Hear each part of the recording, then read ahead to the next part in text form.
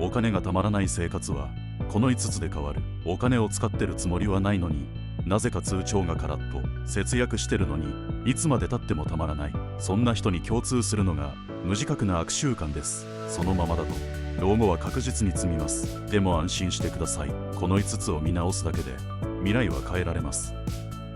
なぜ節約してるのにたまらないのか。財布の中を見てため息をつく日が続いていませんか。特売を狙って買い物をし、外食も控え、電気もこまめに消している。それなのになぜか貯金が増えていかない。どこで間違ったのかもうわからなくなっている方も多いでしょう。お金がたまらない理由を収入が低いから、物価が高いからと片付けてしまう人は少なくありません。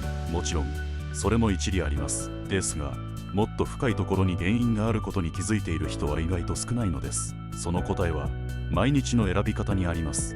例えばスーパーで安いからと買った食材、気づけば冷蔵庫の奥にうずもれ腐って捨てた経験はないでしょうか。その瞬間は得をしたつもりになっても結果として何も生まれていません。むしろ時間もお金も無駄にしています。本当の節約とは目の前の金額を減らすことではありません。必要なことに必要なだけを使うという生活の設計そのものです。だからこそ何を買うかよりもどんな習慣で日々を送っているかが問われるのです。1回の出費を削るより毎日の無意識な支出を整える方が長期的には大きな効果を生みます。しかしこの無意識こそが実は最も厄介なのです。自分では倹約しているつもりでも実際には浪費の習慣に囲まれて暮らしていることに気づけないのです。通帳の数字が減り続けるのは悪意ある消費社会の罠だけが原因ではありません。その仕組みに慣れてしまった生活の癖にこそ真の敵が潜んでいます。だから本当に大切なのは何を我慢するかではなく、どの習慣を捨てるかという視点です。そしてそれは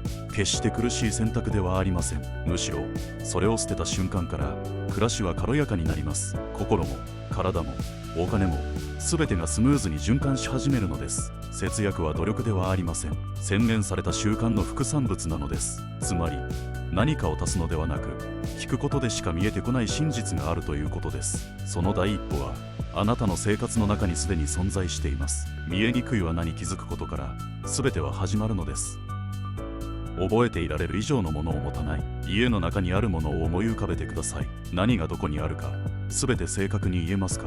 もしそれができないならすでに持ちすぎている可能性があります。人が本当に管理できるものの量は意外と限られています。記憶の中に収まらない持ち物は意識の外で場所を取り、静かにコストを発生させます。それは収納スペースだけでなく、探し物にかかる時間、片付けるエネルギー、そして何より心の余裕まで奪っていきます。生活をシンプルにする鍵は覚えていられる量までものを減らすことです。つまり自分の記憶の中にしっかり存在しているものだけを手元に置くということです。例えばバッグの中に何が入っているかを思い出してください。すぐに出てこないものがあるなら、それは今のあなたにとって必要ないか、持ちすぎているサインかもしれません。持ち物の見える顔をすると、自分がどれほど無意識に物を溜め込んでいたかに驚くことがあります。紙とペンを使って頭の中の持ち物リストを書き出してみてください。そのリストにないものは生活から切り離しても困らない可能性が高いのです。物が少ない生活は思考のノイズを減らします。選ぶ手間も迷う時間も減り、結果的に浪費も減ります。お金を使わないだけでなく、時間も判断力も精神的なエネルギーも守られるのです。ノマド的な思考が役立ちます。旅をする人は必要最低限しか持ちません。それでも困らないようにあらかじめ工夫して選び取っています。それと同じように普段の生活でもなくてもいいもの、代用できるもの、本当に必要なものを明確にしておくことが大切です。断捨離はただ捨てる作業ではありません。これからの自分に必要かどうかを見つめ直す習慣です。一度減らした持ち物を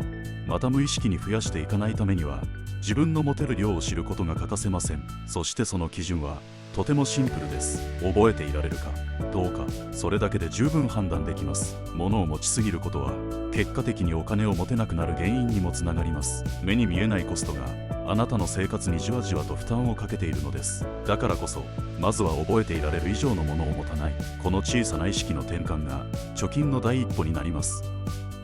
小さなエコバッグを持ち歩く。節約というと何かを我慢するイメージが強くなりがちですが、実は小さな工夫でお金の流れは大きく変わります。その代表例がエコバッグのサイズです。レジ袋をもらわずエコバッグを使う、この習慣はすでに多くの人が身につけています。けれどただ持つのではなく、小さいものを持ち歩くことに意味があります。なぜなら袋のサイズがそのまま買い物の上限になるからです。人間の行動は環境に強く影響されます。カゴが大きければつい多く入れてしまう。逆に袋が小さければ自然と本当に必要なものだけに絞られるようになります。この仕組みは意志の力ではなく物理的な制限によって無駄遣いを防ぐ方法です。つまり努力しなくても節約できる環境設計です。例えば会社帰りにスーパーに寄るとき、お腹が空いているとつい余計なものまで手に取りたくなります。しかし小さなエコバッグしか持っていなければ買える量が自然に決まります。買いすぎたくても入らないのです。しかもこの制限は買い物だけで終わりません。家に食べ物を余計に持ち込まないことは生活リズムにも影響を与えます。冷蔵庫にお菓子や惣菜がたくさんあればつい食べ過ぎてしまう。逆に必要な分だけがある状態を保てば食習慣も整いやすくなります。健康を守るためにも買い物の入り口で制限をかけることはとても有効です。またエコバッグが小さいほど持ち歩きやすくなります。通勤用のカバンに入れても邪魔にならず日常的に使いやすい。この使いやすさが継続する力を生みます。意外かもしれませんが節約において最も強い武器は続けられる仕組みです。頑張らなくても無理なく続く。それが小さなエコバッグの持つ力です。買い物を管理するのではなく買い物の環境を先に整える、その第一歩が小さな袋一つで始められます。節約も健康も全ては行動の入り口で決まります。小さな選択が将来の大きな差を生み出していくのです。作った料理を無理に食べきらない。節約を意識して自炊を始めたものの気がつけば胃もたれしている。そんな経験はありませんか？実はこの違和感こそ節約と健康の両立を妨げる落とし穴です。多くの人が食材を無駄にしたくない一心で作ったものは全て食べるという習慣を持っています。しかしこの行動は長期的に見ると逆効果になってしまうことが少なくありません。満腹でも無理に食べれば体への負担が増えます。消化に時間がかかり眠りの質が下がり翌日の集中力も落ちてしまう。その結果疲れが取れず仕事の効率も下がる。つまり食べ過ぎはお金ではなく時間と体力を静かに奪っていくのです。さらに食材を使い切るイコール一度に大量調理して食べきるという発想は習慣としても危険です。本来自炊は時間を味方につけるためのもの。作り置きや保存を工夫すれば食材もエネルギーも分散して使うことができます。食べきれなかった分はラップして冷蔵庫へ。翌日の朝食や昼食に回すだけで調理の手間が減り次の時間が豊かになります。無理に食べるのではなく食の流れを循環させる視点が必要です。節約とは何かを無理に我慢することではありません。必要以上を抱え込まないための判断力です。そしてその判断は満腹のサインに気づくことから始まります。自炊が苦痛になればそれは長く続きません。もったいないよりも整っている状態を選ぶことが真の節約につながります。また食べ過ぎは食品そのものの無駄ではなく未来の自分への負担という形で現れます。お金を節約できても健康を損なえば医療費や生産性の低下という別の形でコストが発生してしまいます。だからこそ作った料理を無理に食べきらない。それは自分を甘やかす行動ではなく身体へのリスペクトです。そしてそれが結果的に家計も守ってくれるという静かな節約術なのです。食卓での一口一口が未来への選択になっていきます。無理せず気持ちよくそして美味しく、それがお金にも心にも優しい食習慣の始まりです。貯金を考えすぎない。もっと節約しなきゃ、今月はこれ以上使えない。そんな風に毎日のようにお金のことを考えていませんか？もちろん家計に意識を向けること自体は大切です。ですがもしもそれがストレスとして積もっているならその節約は長続きしません。貯金とは本来安心を育てる行動です。ところが常に残高を気にして毎日の買い物で罪悪感を抱きもっと我慢しなきゃと自分を追い込む状態になっている人は少なくありません。大切なのは貯金を目的にしすぎないことです。お金を貯めるという行為をいかに自動化できるか、それが成功する人たちの共通点です。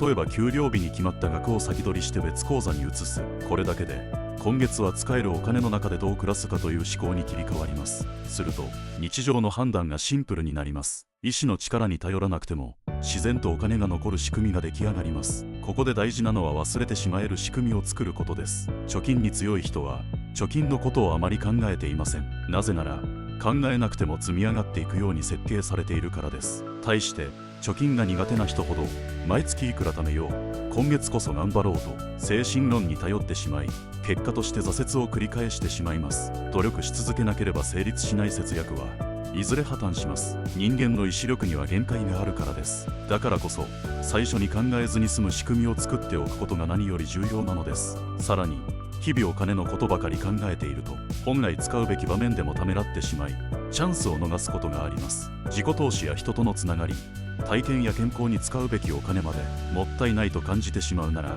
本末転倒です。貯金を成功させるコツは、使うところは気持ちよく使い、残すところは自動的に残るようにしておくことです。貯金はいつまでも意識するものではなく、無意識の中で続いていくものに変える必要があります。お金にとらわれすぎず、仕組みに任せておく、それだけで生活にゆとりが生まれます。そしてそのゆとりこそが節約の本当の成果なのです。固定費は金額で、変動費は頻度で見る。節約の話になると真っ先に見直されるのが固定費です。スマホ代や保険、サブスクなど毎月決まって出ていくお金は確かに大きなインパクトがあります。しかし多くの人がすでに固定費の見直しは一度はやっているはずです。それなのになぜかお金はまだたまらない。その理由は変動費にあります。変動費とは食費や日用品、交際費など月によって金額が上下する支出のことです。一見金額が小さいように思えるかもしれませんけれど、ここに油断が生まれます。例えば1回のカフェ代が400円でも週に3回行けば月に4800円になります。1日1本のペットボトル飲料も1ヶ月で3000円を超えます。このように変動費は金額よりも頻度が習慣化しやすいため、気づかないうちに財布の底を抜いていくのです。節約が得意な人はこの頻度に敏感です。毎日の選択が積もって大きな差になることを知っているからです。だからこそどれだけ使ったかではなく何回使ったかを見るようにしています。レシートを1枚ずつ見るよりも週に何回コンビニに立ち寄ったかを記録する方が習慣の癖が見えやすくなります。金額は後から見返しても記憶に残りませんが、行動の回数は自分でもはっきり自覚できます。例えば1日1回までと決めるだけで意識は自然と整います。回数に上限があると人はそれを大切に使おうとするからです。頻度の上限設定は意志力よりも強力なブレーキになります。この頻度で管理するという視点は変動費の支出を自然に減らすための鍵です。そしてこれを固定費と同じように自動化することができれば家計はさらに安定します。例えばお菓子は週2回だけ、外食は金曜だけといったルールを自分で作ってみる。これは制限ではなく選択の回数を減らす工夫です。選択肢が減ると脳は疲れにくくなり、無駄遣いの衝動も減っていきます。節約とは辛い我慢ではありません。仕組みによって支出を整えることです。金額の大小よりも習慣の積み重ねに目を向けることが未来の自分を助ける近道です。固定費は数字で、変動費はリズムで管理する。このバランスこそが持続可能な節約の核心だと言えます。お金が貯まる人は毎日の習慣を自動で整えている。お金が自然に貯まる人にはある共通点があります。それは頑張らなくてもお金が残る仕組みを日常に組み込んでいることです。節約を努力や我慢でやり続けるのは限界があります。意志の力は日常の中で何度も削られていくからです。朝から夜まで働き、疲れた頭で財布を開いた時、冷静な判断などできるはずがありません。だからこそお金が貯まる人は自動化の力を活用します。例えば毎月の給料から先に一定額を別口座へ移す仕組み、あるいはクレジットカードの登録をわざと解除して買い物に手間をかけるようにする工夫、これらは全て決断を減らす設計なのです。人間の脳は選択肢が多いほど疲弊します。だからこそお金の使い方に迷いが生じる状況をあらかじめ減らしておくことが大切です。お金がたまらない人の多くは節約しようと思う前にすでに生活の構造で損をしています。日々の選択が積み重なって大きな出費を生み出している。しかもそれは自覚がないまま繰り返されているのです。逆にお金が貯まる人は一度の決断で未来の浪費を防ぐ仕組みを持っています。例えばよく使う店に行かないよう通勤ルートを変えたり、毎週の買い物リストを事前に固定しておいたりと、あらかじめ行動を制御する設計に力を注いでいます。節約とは我慢の数を増やすことではありません。迷わなくて済む選択をあらかじめ生活に埋め込むことです。そしてその積み重ねが知らないうちに貯金できる自分を作っていきます。大切なのは努力の総量ではなく工夫の質です。疲れている日でも自然と無駄遣いを避けられるようにする、それこそが本物の節約であり、本物の安心につながる道です。人生の豊かさは収入の高さだけで決まりません。どれだけ自分の習慣を味方につけられるかで大きく差がつきます。今日からできる小さな仕組みを少しずつ生活に組み込んでいきましょう。気づいた時、あなたの通帳にはこれまで見たことのない景色が広がっているはずです。